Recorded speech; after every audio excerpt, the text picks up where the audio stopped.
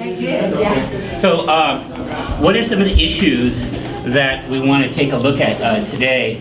I was assigned this title, so it was fun. It was like a sonnet.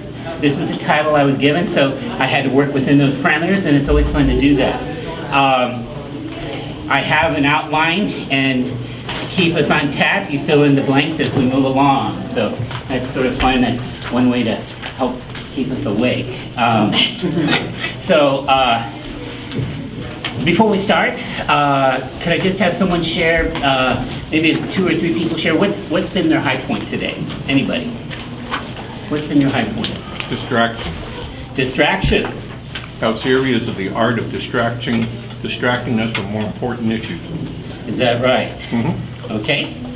How about someone else? I liked what Brown said, coming from North Carolina, and talking about the internalized racism. That's getting real. I mean, what you shared are issues of getting real. So, and it's not going. Reverend Imani's response to him was very moving, very powerful, very deep, very moving, very, very genuine. Yes. Yeah, very beautiful. You will be shocked, but I went to see Berkeley in the 80s, 1980s, and it was the only time in my life, ever, that I experienced racism. From UC Berkeley, as a student, from the students. Yeah. They couldn't believe I was there. When I graduated, there were 800 in my department, 6 Hispanics, 1 male Hispanic, me, 1/8 of 1%. And people would say, do you realize you're integrating our table when I would sit to eat with them? So, amazing experience. 1980? Well, In the 80s, yes. I Here. just experienced 2 years ago where one of my classmates from grammar school came up to me and said I apologized. Because I was the only Asian in an all-white school for years. Where was that? Hmm? California? Larkspur in Marin County. Yeah. In 1945, when my dad moved to Larkspur, the Larkspur Improvement Club came in and said, would you improve our community by moving back out? Did he move out? No. Good. Then when I got into trouble, it was easy to spot. Ken, I'm going to let Benta go ahead. I was, there's a lot of things today, of course. Yes. So I think one of the things that keeps coming out more all the time is peace within works its way out. And so this is a fundamental battle of uniting my mind and my spirit and my heart and having a compassionate attitude and heart for others. That's really a fundamental engine that's unavoidable. It's hard to give to others if we haven't gotten it ourselves. It's very important, and part of it, that spiritual awakening, is being less judgmental towards others and ourselves. An example of that is the If poem by Rudyard Kipling. Yes, good. All right. So I thought maybe what we could do for this time, since we're limited to an hour, I think it is, so maybe we could take like 20 minutes with what I have here, but you are more important to me than whatever I have set for our time here. I want to be open to your comments and any dialogue that you want to have, but I thought maybe we could take 20 minutes for that, and then I want us to do 20 minutes of practical application where we're going to do sessions of nonviolent communication. I'm going to give some scenarios so that we can use that. So 20 minutes of that, and then 20 minutes of any questions, discussions, anything else. Pablo? Yes. And you say aggression, you mean both passive and active? Yeah. Okay. So thanks for joining me today. And you know, the first thing I have here, that it's easy, of course, to be frustrated. If we're not careful, anger and resentment can simmer within our souls. It's so easy to get frustrated. And something that I mentioned in the other session over there, that it's so easy for our default mode to be to react rather than to respond. And what makes us an adult is that we can respond. As we work on ourselves, there's a general rule of thumb that for every year that we work on ourselves, every year, we get 1 second of response time. Now, isn't that interesting? We get 1 second of response time. For every year that you work on it, instead of flying off the handle, that as we have worked on ourselves 9, 10 years, 2 years, well, okay, we have 2 seconds of response time. We learn how to pause, to breathe, and to use other healthier principles over those vulnerable parts in our own personality. So it's very easy to react instead of responding. And it requires hard work and discipline to place healthy principles over our own personality. If you think about it in 5 words, growth is when we place principles above our personality. So, you know, my nature is to get irritated. Someone's being less than respectful or abrupt or something's frustrating me. But I can learn to place principles above my own personality. And what are some good slogans that help us to do that? Can you think of any slogans that help us to take a moment, to slow down, to breathe? Turn the other cheek. Turn the other cheek, yes. Stop and think. Stop and think. Count to 10. Count to 10. Or 100. Yes. Breathe. Breathe, yes. Time out. Time out. Be present. Be present. It was Thomas Jefferson who said to count to 100. He said to count to 10, and if you're very angry, count to 100. Mark Twain said, count to 10, and if it's longer than that, swear. Okay.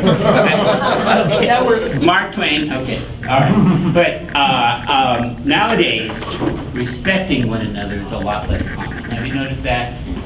We're having a deterioration. And it's one thing that I mentioned earlier here, we can help work against this tide with the attitude of, let it begin with me. Let me be that example. Random acts of kindness. Well, also it's what Gandhi said, wasn't it? That we be the change that we want to see in the world. Right. So let it begin with me. It's easy to sneer at a person when we don't know them, but when we rub shoulders with another and work with others, there's a connection and barriers start breaking down. But let it begin with me. There's a passage that I wanted to read from a book that I brought, and what is compassion? And this book is called Courage to Change. And I wanted to read an excerpt from it of what, since we're talking about compassion. It's on page 277. And it says, clearly I didn't know what compassion was. But I knew what it was not. Compassion was not seeking revenge, holding a grudge, calling names, screaming, or throwing things in anger. Yet, that is how I frequently behaved towards the people that irritated me, those that I claimed to love. For me, the beginning of learning compassion was to eliminate such behavior. While I still have a hard time defining compassion, I think it starts with the recognition that I'm dealing with others who have their struggles and who sometimes exhibit symptoms of their problems. I don't have to take it personally when these symptoms, such as verbal abuse, appear, nor do I have a right to punish anyone for them being sick. Now that's an interesting way of putting it. I'm a worthwhile human being. I don't have to take it and take abuse, but I also don't have a right to dish it out either. So, when someone's upset with us, how many of you have raised children? How many have children? Almost all of you here? Okay. Would you ever discipline your child for having a fever?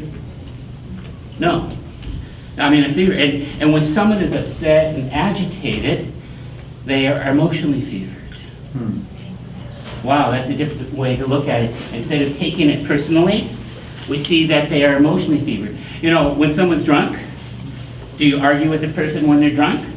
No, that's not the time to do it. And often in the midst of crisis and difficulties, a person can be emotionally intoxicated. That's not the time to talk with them. So compassion is having the ability to look at the situation and not taking it personally. So, wow. Here's an interesting comment here, I'm continuing. I will spend more time with myself in this lifetime than with anyone else. Let me learn to be the kind of person that I would like to have as a friend. Isn't that amazing? What would you like to have for a friend? What are some of the qualities that you would like to have for a friend? Listener. A listener, very good. Trustworthy. Trustworthy. How about someone else? Available. Available, very good. Anyone else? Listening. Listener, yes.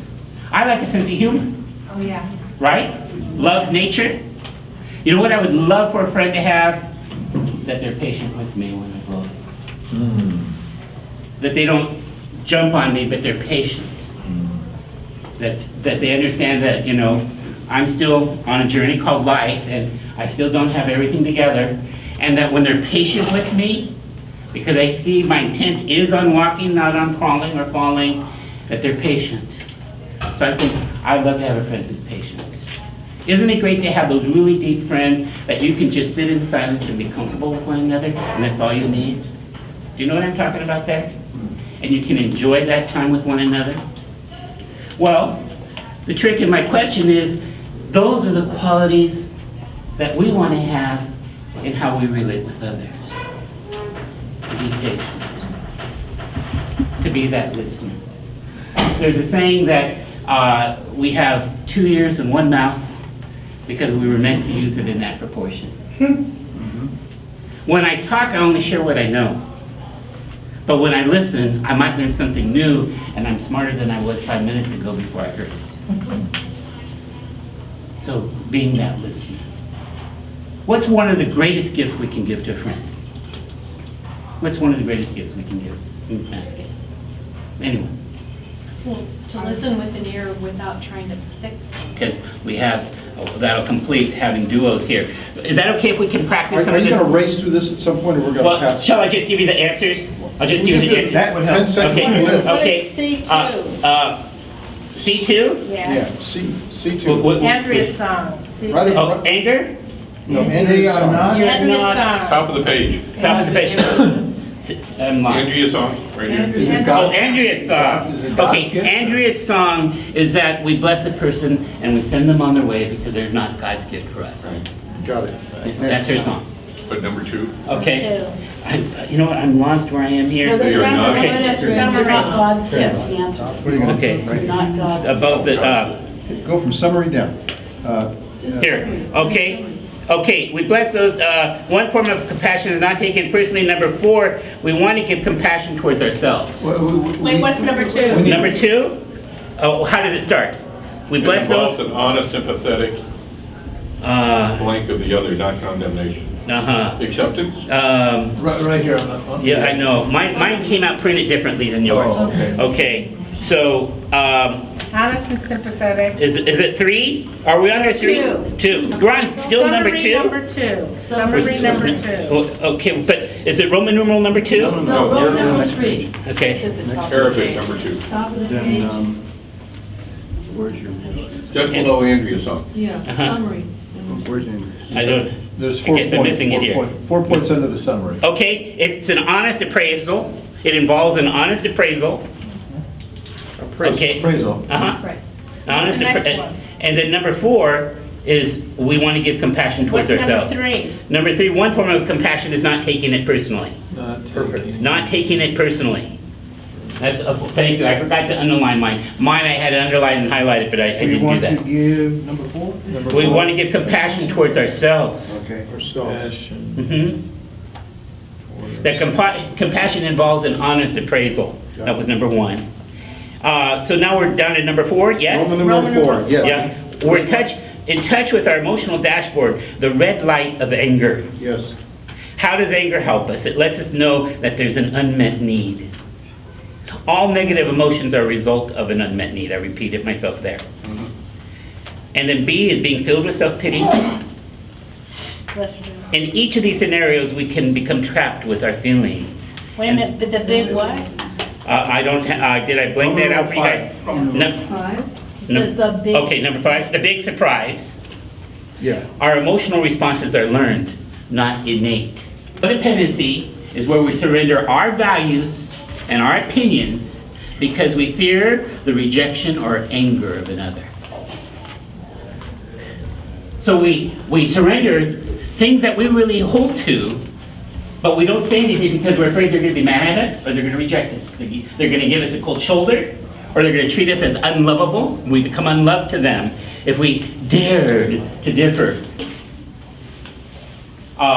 D, a sense of humor. E, all those in the middle I wrote down. I is loyal. Don't we want loyalty in a friendship? Yeah. Someone who's self-disciplined.